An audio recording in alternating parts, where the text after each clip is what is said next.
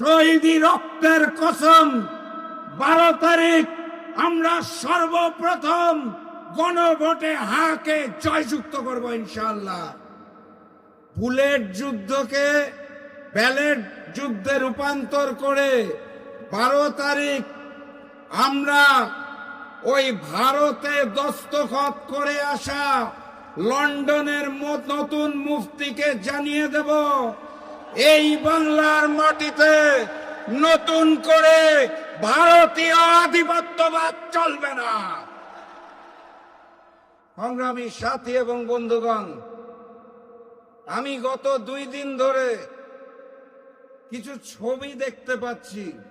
আমি জানি না ছবিগুলো সত্য না মিথ্যা, কিন্তু দুঃখের সাথে দেখতে পাচ্ছি বিএনপির 2 জন বড় নেতার সাথে ভারতের গোয়েন্দা সংস্থার বৈঠকের চিত্র।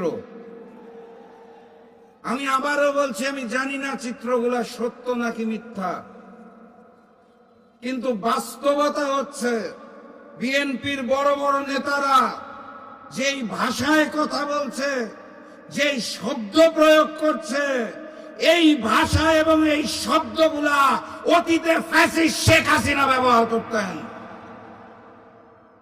যেই হাসিনা বাংলাদেশকে ভারতের করদ রাজ্য বানাতে চেয়েছিল, সেই হাসিনার মুখের ভাষায় যখন বিএনপির নেতারা কথা বলেন, তখন আমাদের দুঃখের সাথে শপথ নিতে হয় 12 তারিখ এই নতুন জালেম বিএনপির জন্য লাল কার্ড। 12 তারিখে 2টা ভোট দিতে হবে, মনে আছে তো নাকি?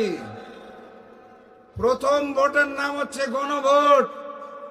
গণভোটে গণভোটে গণভোটে শহীদি রক্তের কসম 12 তারিখ আমরা সর্বপ্রথম গণভোটে হাকে জয়যুক্ত করব ইনশাআল্লাহ।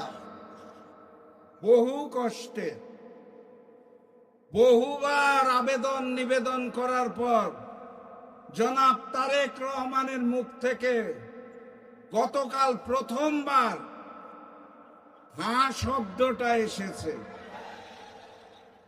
সাথী এবং বন্ধুগণ,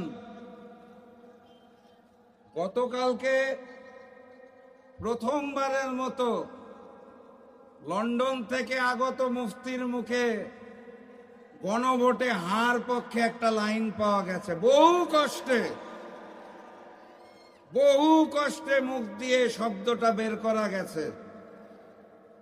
অন্তর বলে না, জনগণের চাপে বলতে বাধ্য হয় হ্যাঁ। মনের মধ্যে আছে 10 বছরের বেশি আমাকে প্রধানমন্ত্রী থাকতে হবে। হ্যাঁ জয়যুক্ত হলে তো আমাকে আর বেশি প্রধানমন্ত্রী হওয়ার সুযোগ নাই। হ্যাঁ যদি জয়যুক্ত হয় আমি তো ফ্যাসিজম আর জন্ম দিতে পারবো না। হ্যাঁ জয়যুক্ত হলে আর স্বৈরতন্ত্র করতে পারবো না। হ্যাঁ জয়যুক্ত হলে প্রধানমন্ত্রী এবং প্রেসিডেন্টের ক্ষমতার মধ্যে সমতা আসবে। এত দুঃখ কষ্টে অন্তরের মধ্যে না, মুখে বহু কষ্টে বের হয়েছে হ্যাঁ। তাও আমি ধন্যবাদ জানাই, বুকে কষ্ট চেপে রেখে হলেও আপনাকে হ্যাঁ বলতে হয়েছে, আলহামদুলিল্লাহ।